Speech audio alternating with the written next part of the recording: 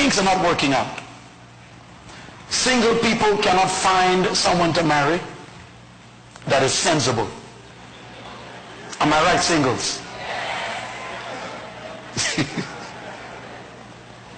Married people are trying to figure out what they got themselves into, because it's a challenge. Divorcees are afraid to try again because of fear, broken hearts, distrust. And so everyone is having struggles. Even the widower who's been married for a long time, their spouse may have died, are still pondering whether they have the internal fortitude to try again and live with someone. What does it mean for their spouse who died? How do they live with someone else, sleep in the bed with someone when they had someone who was with them for years? There's a struggle in their minds. It's a battle. Relationships are problems.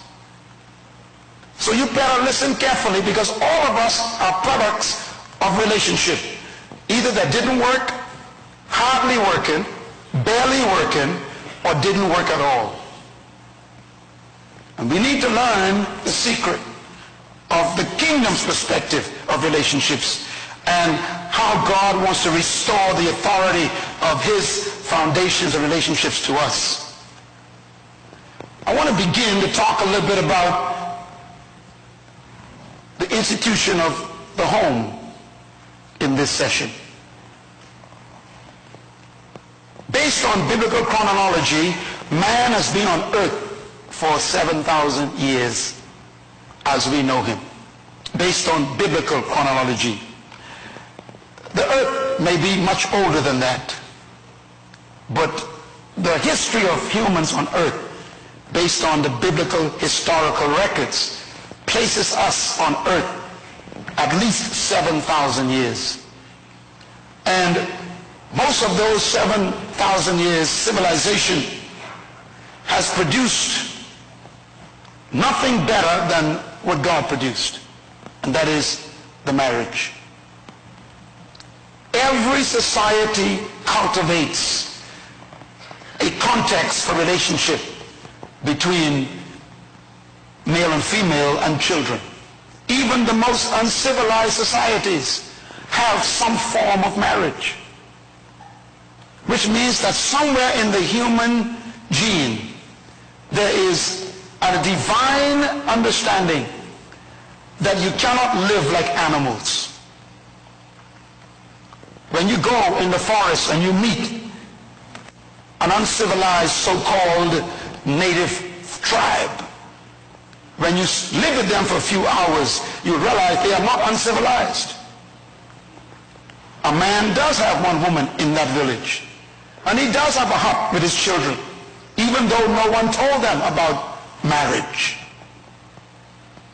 Only dogs move from puppy to puppy and dog to dog. And even some dogs, I notice, are faithful. We have become confused as humans, where we change partners the way animals do. It's like we are in heat and we have to deliver. What a tragedy. And yet, no matter how advanced we've become, we have never improved on God's original idea. A man and a woman living together in a covenant of commitment. And yet, please write this down, the greatest source of frustration and pain and joy at the same time is love and relationships.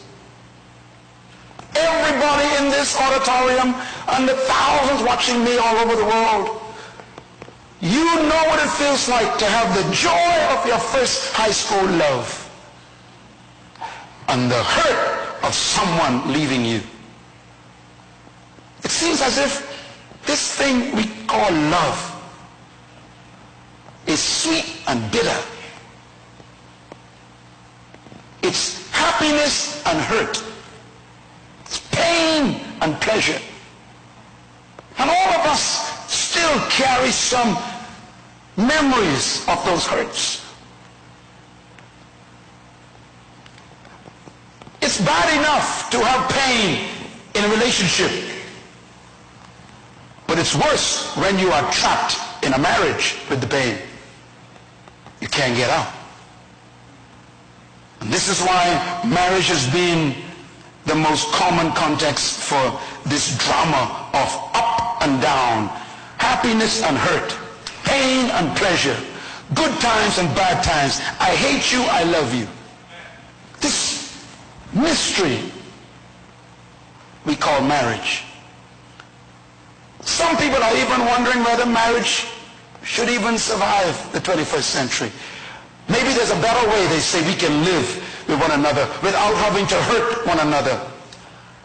And we have come up with our own ideas, but no one has yet improved on God's simple idea. One man, one woman in a contract called matrimony, in a context of covenant. You can't beat it. This is why when two people live together for a long time and they've not been married, they are living on a time bomb. Because there is no contractual commitment. Every morning you wake up on hope that the person stays. That is too much stress. As a matter of fact, most of the diseases in our countries, I believe, are caused by living in the house with someone. Because the stress level is so high that the cells in our bodies, we call them free radicals, when they are under stress, they become under pressure and they multiply fast and they become tumors. A tumor is a cell under stress where the chromosomes are having to multiply too fast and you end up with a growth. Doctors will tell you, scientists have proven, that stress is the #1 source of most of our diseases. This is why it's important to stay away from stress. And nothing can be more stressful than going home.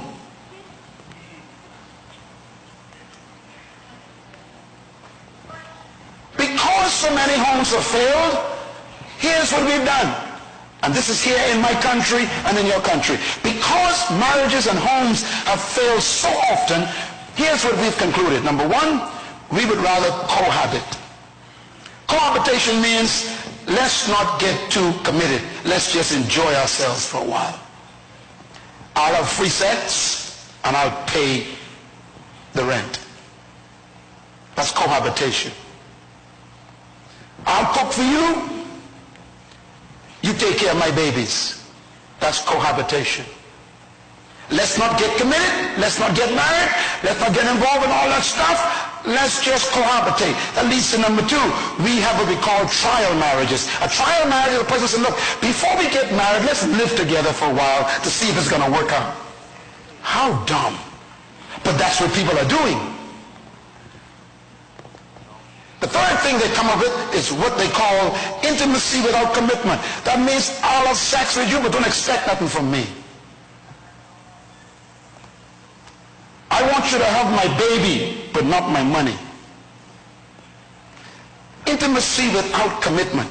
We've also invented something called marriage with preconditions. They call it prenuptial marriage. I'll marry you, but you have no right to put your name on my house paper. Precondition. I'll marry you, but you have no access to my property in Andres. Precondition. I'll marry you, but my first marriage, my commitment to my children, you can't touch that. They get all the house, they get all the land, you get nothing. That's a precondition. All kinds of stuff we come up with. And then we got a fifth one, prenuptial agreements. I want you to sign before we get married that you don't want nothing from me. Hollywood is famous for that. When people got a lot of stuff, they want prenuptial agreements.